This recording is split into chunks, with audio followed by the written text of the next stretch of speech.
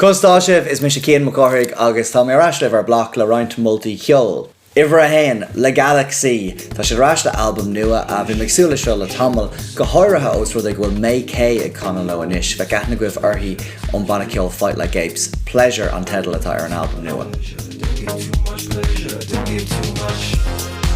Bhí migsúla album nua ó David Kitt le tamil agus tá ionach sásta rá go bhfuil ceann ar fáil inis.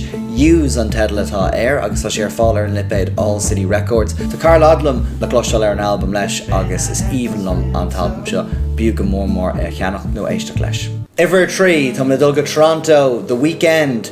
Ní raibh mar agsúla album nua ón Weekend ach deisi sé EP le déanaí, My Dear Melancholy an tanam atá agus tá stíl agsúil ar faoi láir, tá sé dul siar go dtí an fum nó an stíl a bhí aige ar a chéad album agus is íhanlum é. Iver chathair inis US Girls, seo grúpa ceoil atá ag Meg Remy. Níor mór nachna gom orthaí go dtí gur eisi sí an talbum is déine atá in A Poem Unlimited.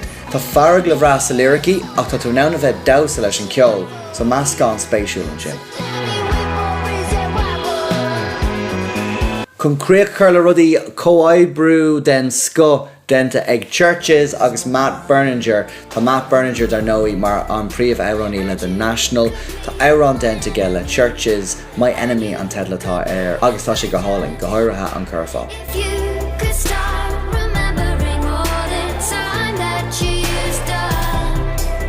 Sin é tásúla gom go daithníonn an ceoil sin líb agus dar nóí má tá multigribh is féidir le tráchtaí anamh híos an seo tá migsúla cloisteáil webh agus beim raislibh go han lua.